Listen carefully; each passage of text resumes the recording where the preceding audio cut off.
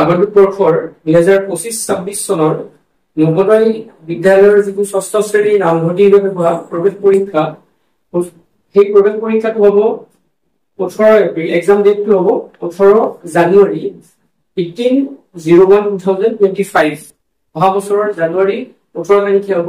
কিন্তু এতিয়া কি কৰিব পাৰে, এপ্লাই কৰাৰ লাষ্ট ডেট, অনলাইন এপ্লিকেশ্যনৰ লাষ্ট ডেট কি আছে 15/9/2024। গতিকে আপোনালোকৰ ল'ৰা ছোৱালীক নামভৰ্তি যদি কৰাব খোজে তেতিয়া এপ্লিকেশ্যনটো কৰিব পাৰে। আৰু এপ্লিকেশ্যন কৰাৰ কাৰণে ৱেবছাইট যিটো আছে, সেই ৱেবছাইট অনলাইন এপ্লিকেশ্যন হ'ব। আৰু অনলাইন এপ্লিকেশ্যনৰ কাৰণে ৱেবছাইট যিটো আছে, এই ৱেবছাইটটো হ'ল https://navodaa.gov.in। এই যিটো ৱেবছাইটৰ লিংকটো আমি ভিডিঅ'টো ডেছক্ৰিপশ্যনত দি দিম। আৰু আমাৰ এই চেনেলটো ভিজন ক্লাছেছ পাঠশালা, এই চেনেলটো নৱোদয় বিদ্যালয়ৰ মেথছৰ যিখিনি কুৱেশ্যন আৰু চেপ্টাৰ লাগে, সেই আটাইখিনি চেপ্টাৰৰ কুৱেশ্যন বিলাক দিয়া আছে।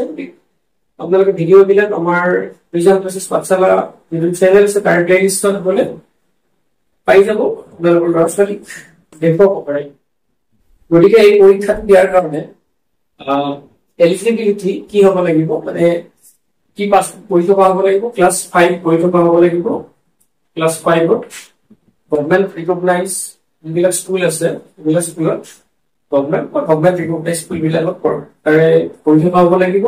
আৰু ডকুমেণ্টছ কি হ'ব, ডকুমেণ্টছ হ'ব পাছপৰ্ট চাইজ ফটোগ্ৰাফ হ'ব, তাৰপিছত ষ্টুডেণ্টৰ আৰু পেৰেণ্টৰ চিগনেচাৰ, তাৰপিছত আধাৰ কাৰ্ড ষ্টুডেণ্ট পেৰেণ্টৰ, তাৰপিছত বাৰ্থ চাৰ্টিফিকেট, এইকেইটা ডকুমেণ্ট। আৰু এখন ফৰ্ম এখন ফিল আপ কৰিব লাগিব।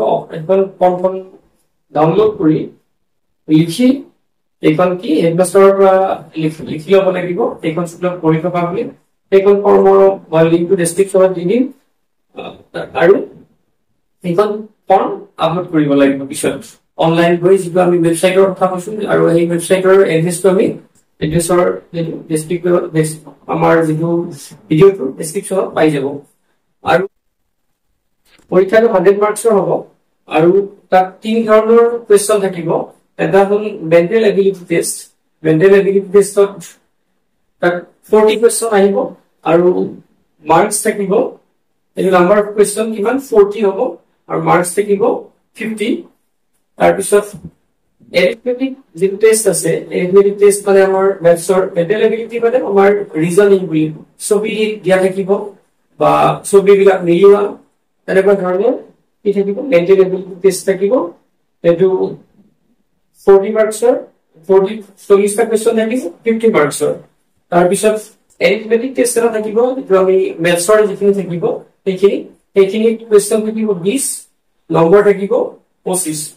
আৰু লেংগুৱেজ টেষ্ট এটা কিমান কুৱেশ্যন থাকিব 20 আৰু তাৰ মাৰ্কছ হ'ব 25। লেংগুৱেজ টেষ্ট মানে অসমীয়াৰ কাৰণে অসমীয়া দিব, বেলেগ বেংগলী, অসমৰ কাৰণে অসমীয়া, বেংগলী, এটাত থাকিব হিন্দী, ইংলিছ থাকিব। গতিকে কিন্তু আমাৰ অসমীয়াত কিমান থাকিব 20 নম্বৰ থাকিব। তাত কিছুমান কি দিব, পেৰাগ্ৰাফ দিব, তাত বেছিছ কিছুমান কি দিব, তাৰ পৰা আপোনালোকে চালে আগৰ কুৱেশ্যন পেপাৰ পাই যাব ৱেবছাইটত গ'লে। আৰু টোটেল টাইম হ'ব কিমান, 100 মাৰ্কছৰ 2 আৱাৰ্ছ হ'ব, 2 ঘণ্টাৰ ভিতৰত এইখিনি কমপ্লিট কৰিব লাগিব। গতিকে আপোনালোকে গৈ অনলাইন গোটেই ৱেবছাইটটো চাই অনলাইন ফৰ্ম ফিল আপ কৰিব। আৰু তাৰ আগতে কি এই এখন চাৰ্টিফিকেট, মানে এখন ফৰ্ম এখন ডাউনলোড কৰি ল'ব লাগিব, যিখন ফৰ্মত হেডমাষ্টাৰ স্কুলৰ প্ৰধান শিক্ষকে কি কৰিব, চাইন কৰি দিব। এই ফৰ্মখনৰ আপোনালোকে লৈ সেইখন আৰু আপলোড কৰিব লাগিব ফিল আপ কৰাৰ পিছত। গতিকে এইখিনিয়ে, আৰু কিবা থাকিলে আমি আপোনালোকক জনাম। আজিলৈ আমি ঘৰতে সামৰিছো। ধন্যবাদ।